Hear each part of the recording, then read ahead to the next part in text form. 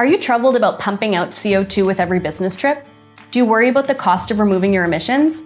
At VO, we don't have to anymore. Now we use Goodwings. When we book our hotels with Goodwings, they calculate and verifiably remove all of our emissions from business trips, our flights, our hotels, and even our meals. It's a one-stop shop for conscious business travel. The best thing about it, they've made our climate reporting a breeze. No more researching, calculating, or asking people for their travel info. Goodwings does that for us. They even document that we travel net zero. So if you want to travel net zero too, give Goodwings a try.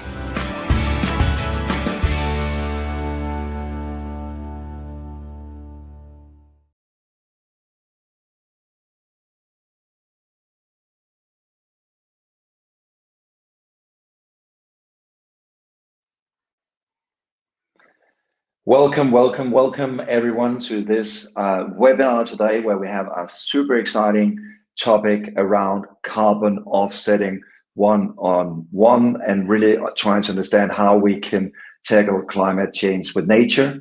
I'm sure that we all see these carbon labels and whatnot out there. So this is really your little carbon offsetting dummy, your way of getting much more knowledgeable about what is happening in the carbon offsetting space.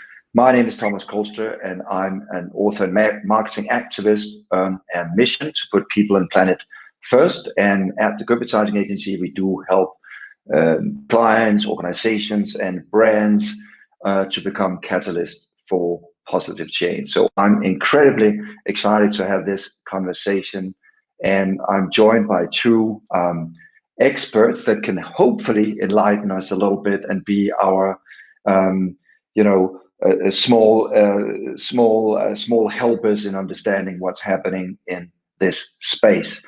So we have with us Christian Møller-Holst, who is the CEO of Goodwings. You did see a little video about his platform, and we'll come back to him shortly. And we also are joined by David Antonioli, who is the CEO of Vera.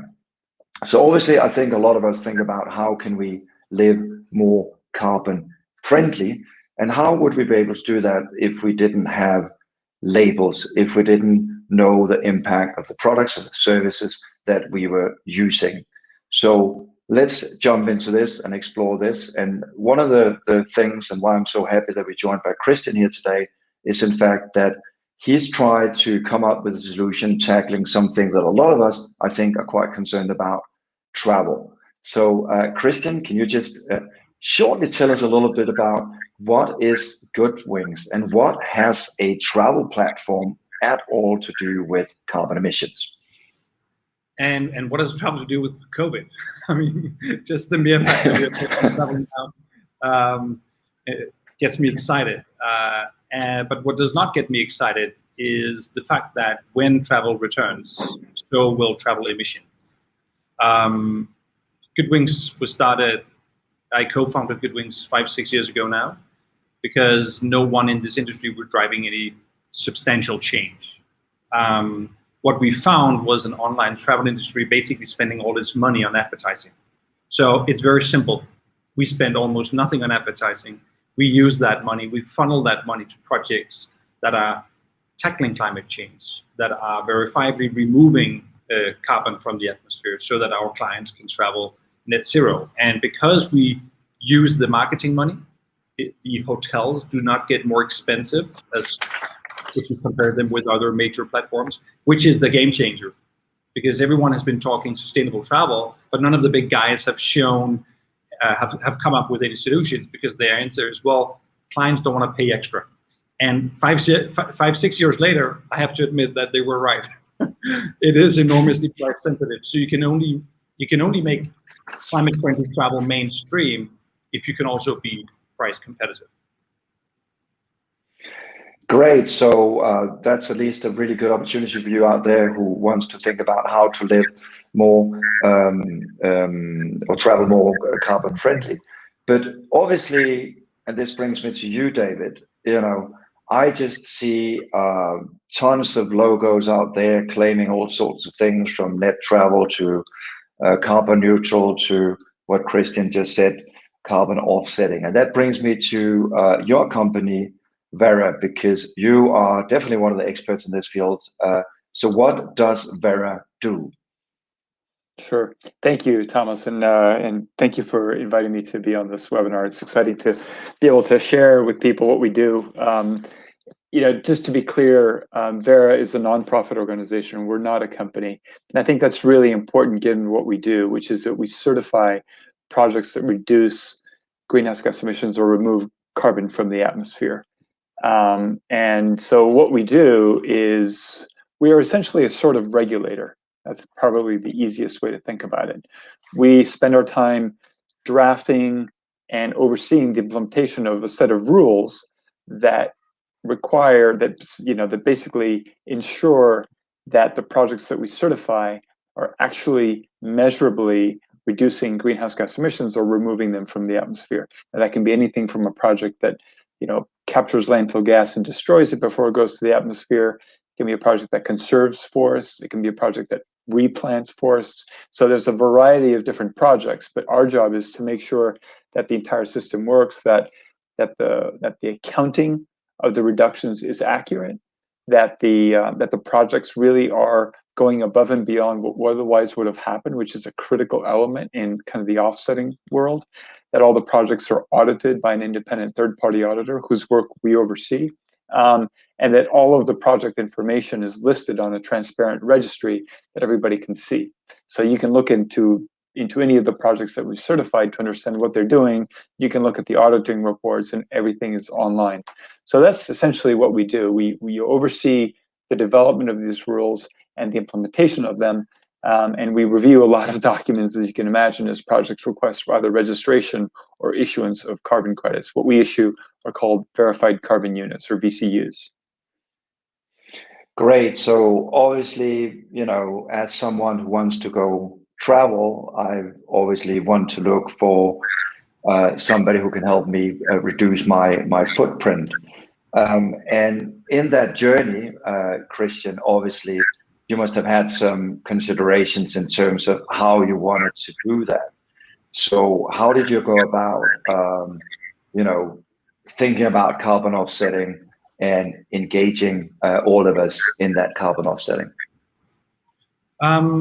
So basically, if you look at the landscape, you have some airlines or some platforms who've gone as far as to offer their clients to pay for carbon offsets, but nobody really knows what it means. So I think one of the things that we try to do on our platform to our clients is to educate them on this space. So you either talk, avoidances, projects that are very important but don't remove carbon, preserve carbon, or you talk projects that contribute to this drawdown. So one of the project types that remove carbon is tree planting. But there are so many tree planting projects out there that are not verified, and they can be good, and the trees can thrive and grow, and 25 years later they can have, David probably knows this better than I, but they can have, I don't know, up to 300 kilos per tree stored. But what we need to give our clients transparency and to build trust is to have a label, a level of verification. Some third-party independent organization comes out and actually measures that the trees are here, that they're not burned. And if they're burned, if part of the forest is burned, it's covered by the buffer pool and all these elements in the methodology around verified projects. This has been enormously important for us. We did not start Goodwings to make money. We started Goodwings to counter what we see in travel, which is a massive growing industry focusing only on making money. And we, by chance, we found that this industry spends $50 billion on advertising. So we want to take that $50 billion and invest that in projects that are preserving the planet. And by doing that, we've taken so many decisions, big decisions, small decisions, but always around integrity. And our conclusion was we needed projects that were verified. But, and I hope that we can get into this later, you probably have these questions.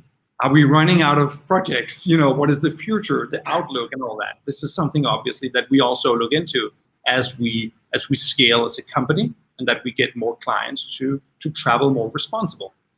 But to answer your question, I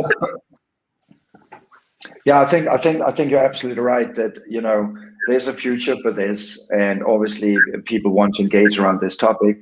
Obviously, talking about forest, and I think we all kind of quite often, when we think about carbon offsetting, think about forest and tree planting and stuff like that. But to me, as I said, introductory-wise, I do feel that this is a bit of a jungle. You know, there's so many labels out there, and I get confused.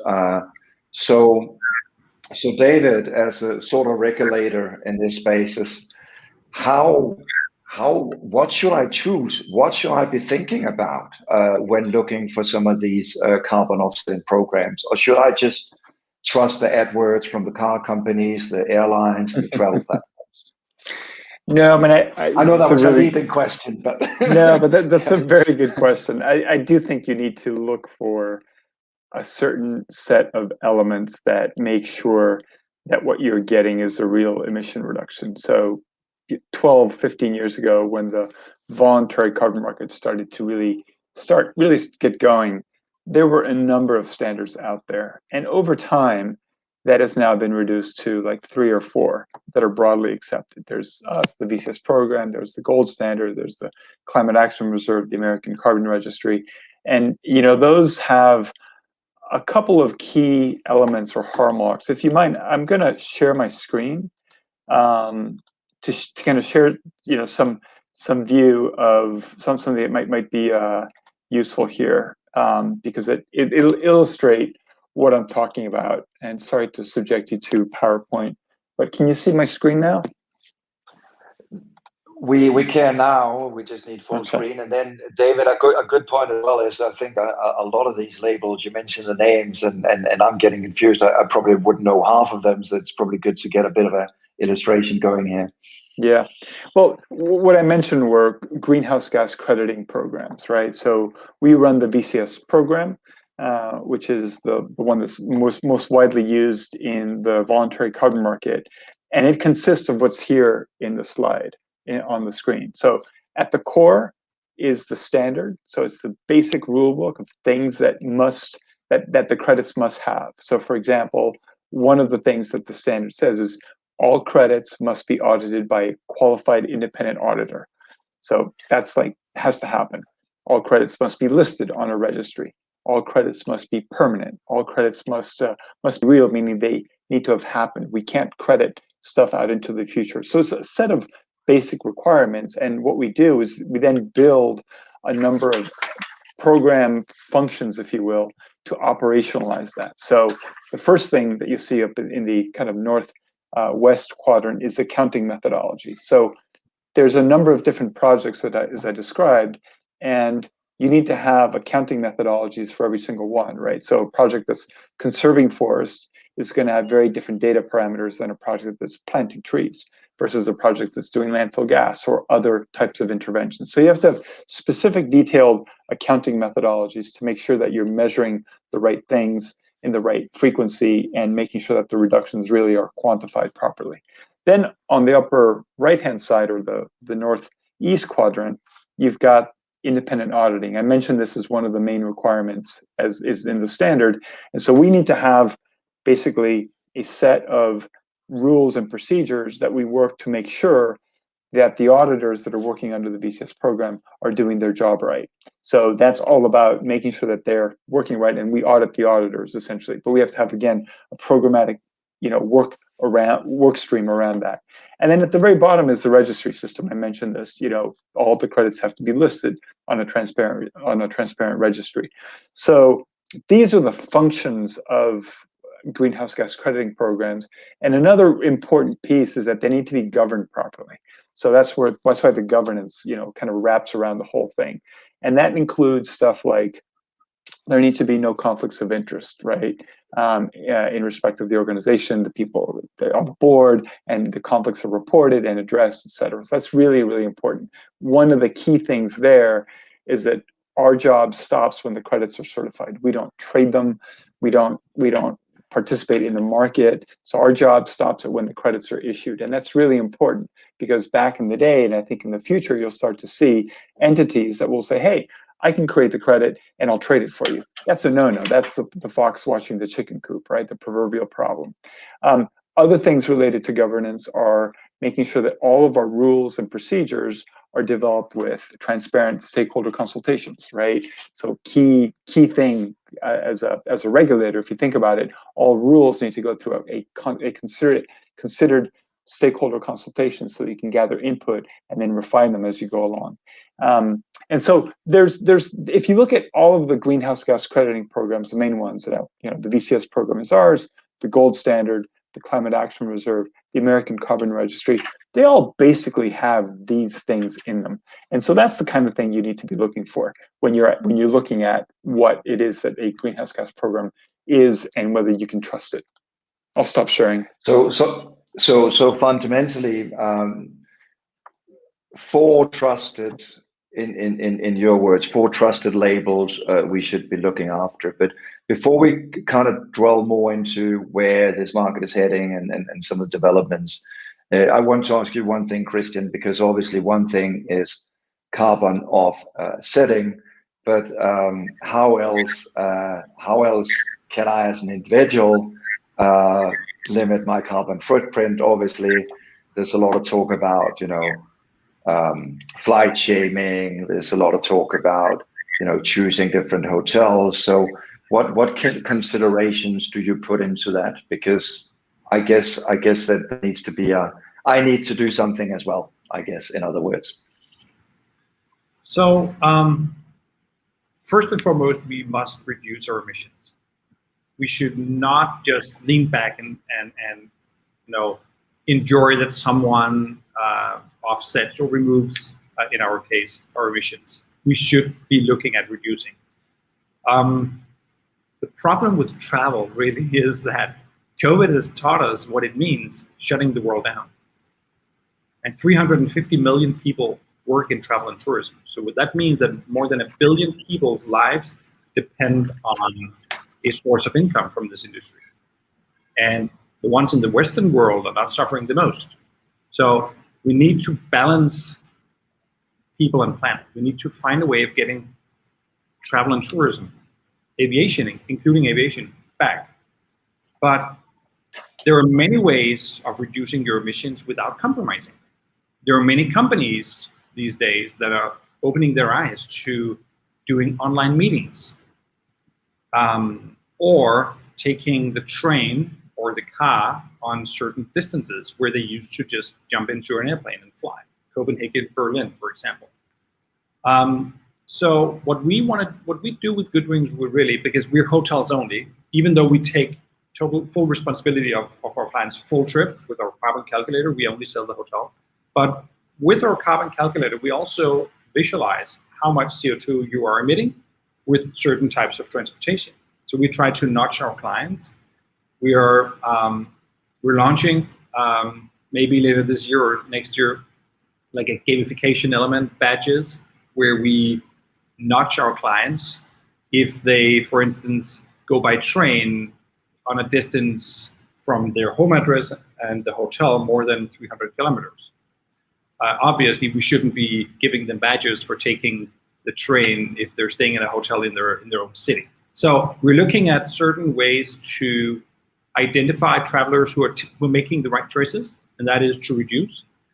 But we also need to be pragmatic. And if we don't do what we do, people will just go to hotels.com or Expedia or Booking.com and continue to travel as we did pre-pandemic. So there are ways of nudging people, there are ways of reducing emissions, and at the same time getting the industry back. And I talked a little bit about the business segment. So if we talk a little bit about the leisure segment, which is also accounting for tons of emissions, I think what COVID has shown us really is that we don't need to go to the Maldives to have some wonderful time off with our family and friends. Not that I would go there anyway. I'm a poor entrepreneur, but you get what I'm talking about. We don't need to travel around the world for a vacation. There are amazing places just around the corner. And I think that's also something that we can explore, Some parts of Norway looks completely the same as Canada. Corsica, the French island, looks very similar to the Maldives. So you can travel to places and have almost the same experience, but with a completely different footprint. And I simply do not understand why the industry, the travel industry, is not advocating this, but we will. So basically, there is a sort of reciprocity, obviously. Some of that is pointing at me, some of that is obviously pointing at a platform like yours and some of the suppliers behind that. But before we go deeper into obviously what is happening with carbon offsetting, because as I mentioned in the beginning, this is about obviously nature, and there are many other ways to carbon offset than just tree planting. I wanted to talk a little bit more about the labels, because I think labels can be a powerful way to change behaviors. I mean, some people might have seen Rainforest Alliance labels and other labels that are in public eye and quite well known. Obviously, I don't feel that we have the same sort of knowledge when it comes to these labels. But David, why do we need 4 labels? Why do we need 4 verifications? Can't we just have one?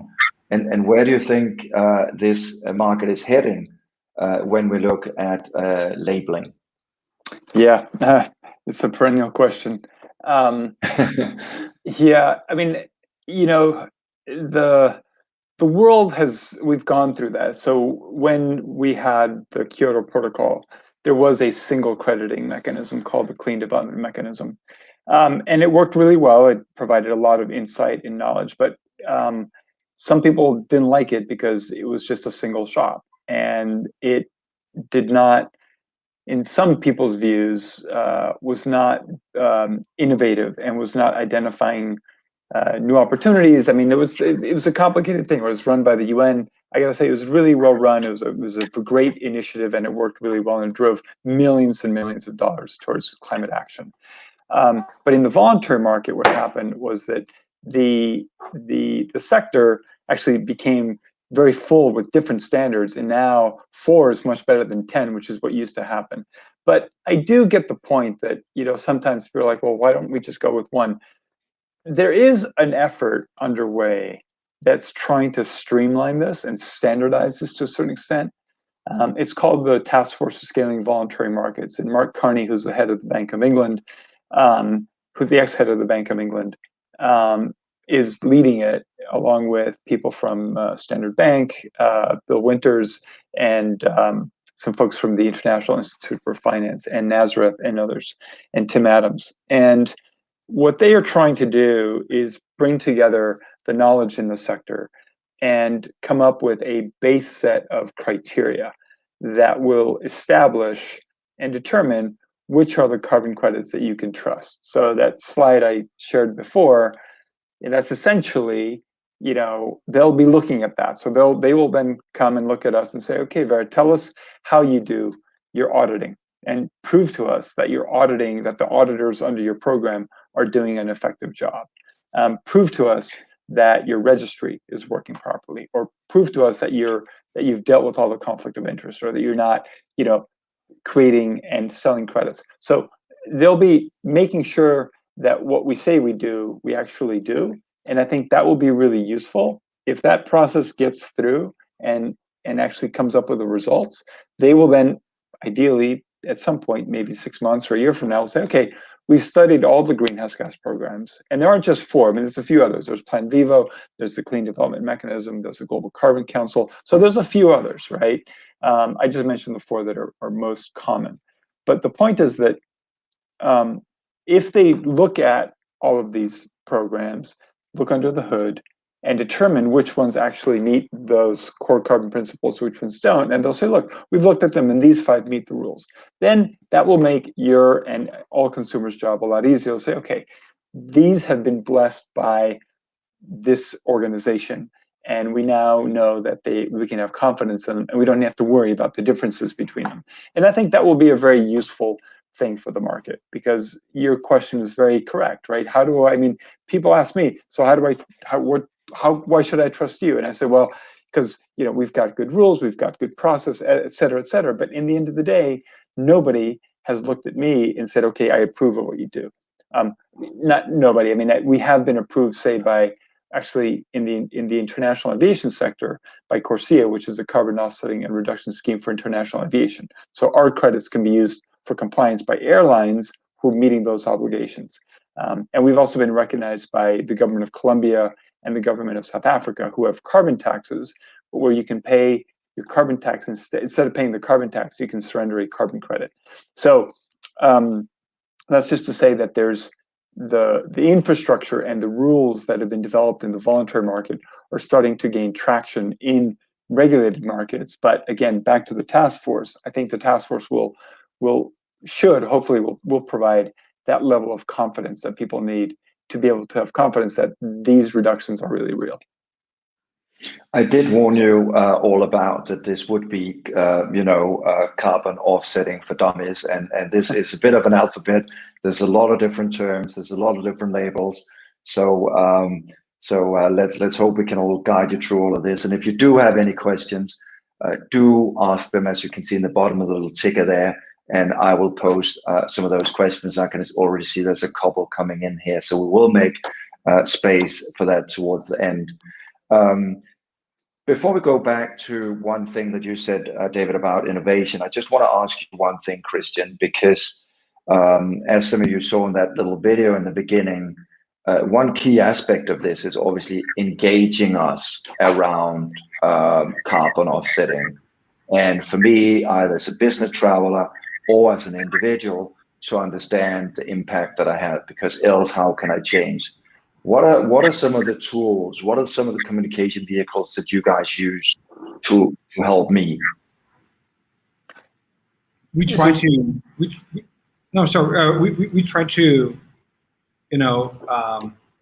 turn this into carbon offsetting for dummies. Actually, we try to really bring it down, because it is something that we all should know more about. It's going to affect our lives and future generations. So we try to really educate what it means. What is this, carbon legacy? When I heard about that a couple of years back, I was like, what are they talking about?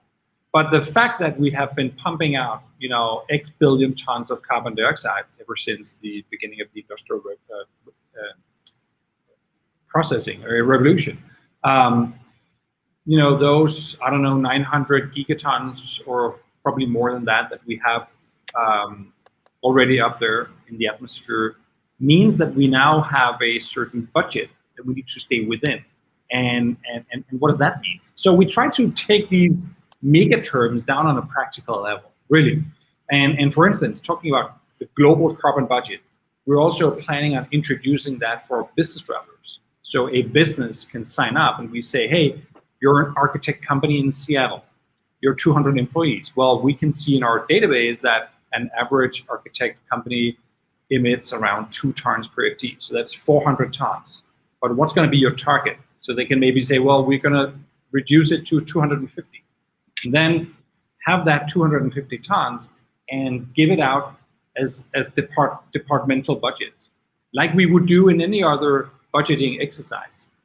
And then, during the year, when you're booking a travel to go somewhere, you're thinking of taking a business class, well, don't do. You'll exceed your budget. So I think we need to start thinking about these planetary boundaries on a personal level, without shame. I think it's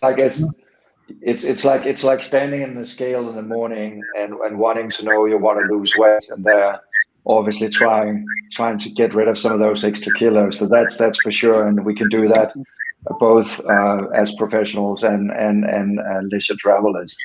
There's a couple of questions coming in already, and so I'll bundle 2 questions for you, David, because one of them, and thank you for asking this question, Luke, is really about why we went from many questions or many labels to fewer labels. What drove that evolution? And the second question I wanted to tie that to is, in fact, because you mentioned something that I think is pivotal to talk about. You mentioned innovation. And so what are some of the innovation behind these labels? Because as I said, a lot of us just think about trees. So what are some of the innovations that we see within carbon offsetting that excites you at the moment? So let's try and see if we can bundle those two into one. I hope we can. Yeah. One of the things that led to the consolidation was the fact that, some of the standards just fell away. So there was a standard that was actually developed by an auditing company, right? And people pretty much saw through that, saying, hang on a bit, these guys are just creating a standard and they're going to drive business to their auditing company, right? So it was kind of clear and obvious that was not going to fly. And that died a slow, but actually a pretty fast, death. And there was some others. That's what you mentioned about being a nonprofit and the importance of being a nonprofit in the very beginning. So yeah. And addressing conflicts of interest, right? I mean, that one was kind of unavoidable, and I don't know that you could have really addressed it, but the market kind of said, we just don't like this, so we're not going there. So there was a number of things that really led to that. I think pretty much our program and some of the other main ones have pretty much had these basics that I mentioned before ever since the beginning. And I think the market has slowly realized that those are the ones that are generating real emission reductions.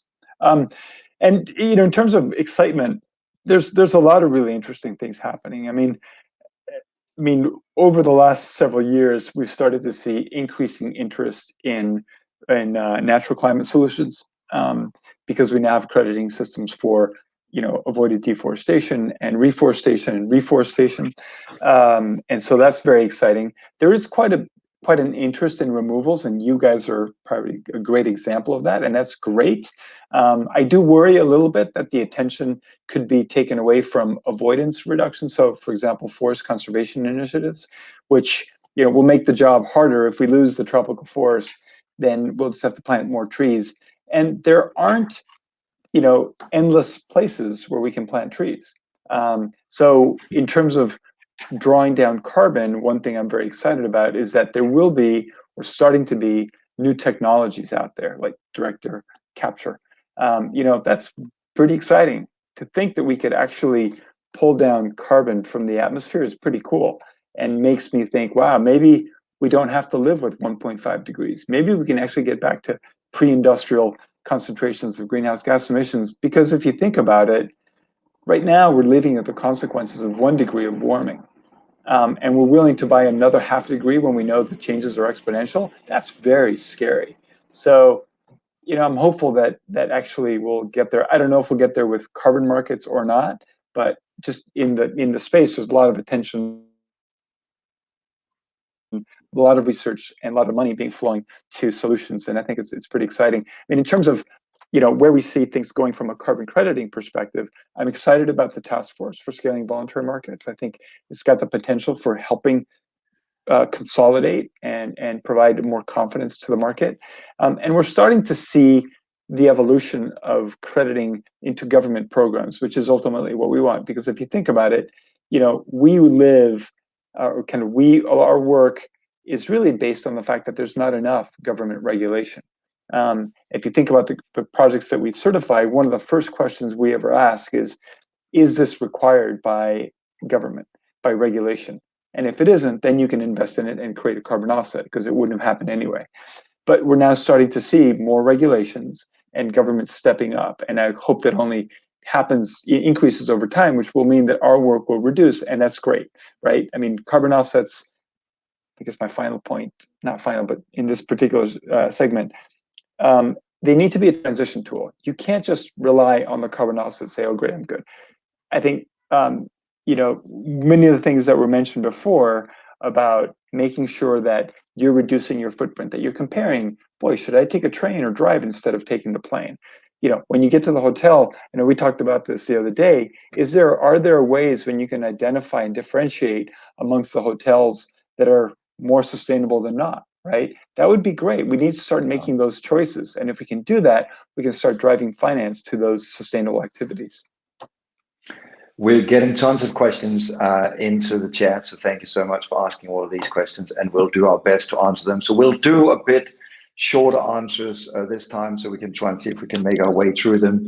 And actually, in fact, what you mentioned just now, David, in terms of protecting forest, I just picked up in the news, I think it was 2 days ago, that Gabon, which is still a country I've been fortunate enough to visit, which is still, I think, 98% covered by forest, have now received funds to actually buy up some of that forest and protect it. So that's, I think, is a very, very good point. Obviously, auditing labels cost money. So that's one of the questions that we got from Jing Qing. And the cost of, and I hope I did pronounce that name right, but obviously some of this stuff costs money, and obviously that impacts projects. So how do we see these costs? Are they a hindrance for innovation, or how do you view that, David? And then maybe just a short remark from you as well, Christian, in terms of, because you're ultimately the one who got to buy these credits on behalf of your customers, and how much you talked about price sensitivity. So let's try to do two short answers, one to you, David, and one to you, Christian. I think, auditing is just one of those necessary parts of the system, right? If there aren't any auditors, nobody's going to trust this, what's out there. So it has to happen. We work, closely with accreditation entities around the world to develop local accreditation programs. There's a question in the chat about, are there enough independent third-party auditors? There are enough right now to satisfy demand, but if the market grows, you'll see more demand for auditors, right? So that will actually hopefully increase the number of auditors out there seeking accreditation under the proper system. So, people always complain about the costs of verification and auditing, but if someone comes up with a better solution, please tell me, because we can implement it. We'd consider it. I'm not saying we'd implement it, we'd think about it. But in the end of the day, having an independent third-party auditor is really critical. There are potential solutions, like technological solutions, like drones, being able to use satellite imagery more effectively, linking it to reporting online. Those are all very exciting opportunities, but I don't think you're ever going to get rid of having to have an auditor at some point along the line go and visit the project and see the actual impact. And sorry, I'm going to take advantage of the other question about the SDGs. The SDGs, right? If you're reporting on SDGs and you've got questions about if you're trying to do education interventions or, clean water, those are very hard. You have to really see what's happening on the ground, right? So you're going to have to require third-party auditors. So they're a key part of the system. They add the credibility that actually we need. And yeah, they're costly, but I don't see any way around them, really. Great, and that puts the question to you as well, Christian, that obviously there are many different apples, to use that analogy right now, that you can buy, and they have different price tags. So what mattered to you, because you brought it up yourself, the price sensitivity, when choosing the standards that you did for this for offsetting your customers' travel? So obviously cost matters a lot to us, because the lower cost, the bigger impact. But that said, we're not looking at cost first. We're looking at integrity first, and hopefully organizations like Vera can maintain the high level of integrity by using and at the same time lower cost by making hybrid projects where you have people on the ground, but maybe to a lesser extent. I don't know what your plans are on this, David, and then combining that with technology like satellite imaging or drones and so on, because we need to make sure that that the credits represent carbon stored or emissions prevented. And we need to take into account all these things that David has touched a bit upon, which is likely something that many of our viewers hear for the first time, like the open registry, the working against double accounting and additionality, and all these things that are so enormously important that you cannot sell the same credit 2 times. That the project, that the credit, the tons removed represent a removal that would otherwise not have happened, and so on. So we need to maintain this high level of self-criticism, really. And I'm sure that you have this throughout your organization, David. I know that we have. I mean, my employees are some of the most, criticizing all the decisions that we do, and I really love them for it, because we need to stay on our toes, so we don't do something which does not have the substantial effect that we claim it has. Great. So we have about 4 minutes left, and we have 2 questions so far. So let's see if we can squeeze the 2 last questions in here. And we're lucky that one is directed at you, David. So over the next decade, I think this is a good little segue, a little look into the future. So in the next decades, will natural climate solutions be overtaken by direct air capture? And maybe you can also explain the difference between those 2 technologies, because it is carbon offsetting for dummies. Yeah, right. Good point. In a way, I kind of hope so, and I'll tell you why. Because at some point, hopefully, we get to the point where we are conserving all the remaining forests, and we've planted trees and reforested as many areas as we can. But even if we do that, we will still probably not have removed all of the carbon from the atmosphere that we need to in order to get to manageable climate. That's my sense. I've not done the math on that, but my guess or my sense is that we will need to kind of maximize what we can in terms of natural climate solutions, and then turn to direct air capture. So I'd say hopefully in a way, yes, given the caveat and how I see it progressing. That's my view. Great. So this is going to be a short answer from you, Christian. This is going to be a tough one. So a bit about the growth that you have seen from for Goodwings over the years. Obviously, we've been during the pandemic, so obviously that must have massively affected the growth. And secondly, the challenges. And in 2 minutes. Yeah. So first of all, thank you for following us. Much appreciated. And COVID has been really tough. I mean, let's face it, we've had 15 months with zero business. And just before COVID, we thought that we had the trajectory right. So it was a massive blow, but we immediately decided not to let it ruin our enthusiasm. And we are more pumped than ever, really. And we are pumped because we have used COVID to really sharpen the messaging and the concept, and learned a lot. And we're now more than tripled the amount of companies signing up every month as compared to pre-COVID. So there's a growing demand for companies and travelers in general who are looking to restart their travel, but don't want to, repeat the mistakes of the past. So we're quite excited. David and Christian, honestly, thank you so much for giving us an introduction to a topic that is quite difficult, with a lot of abbreviations, a lot of very technical terms. And by the end of the day, I think it's up to you and us out there, obviously in conjunction with business, to do our part to obviously limit our carbon footprint. So it's really been interesting to see that there are opportunities out there in a challenging travel markets where one can at least offset and change behaviors. And thank you, David, for shining a light on why it's so incremental to have verified standards then we can trust in. So I'll encourage all of our viewers here today to go on to Goodwings and to Vera and know much more about this. This is just scratching a little bit on the surface, but I hope that you are curious to know more, and always keep asking those questions to the businesses that you engage with if you are ever in doubt. And if not, I'm sure you can always pop David a question and he can answer that. So thank you all, and thank you so much for joining our webinar, Carbon Offsetting One-on-One. Great. Thank you, Thomas.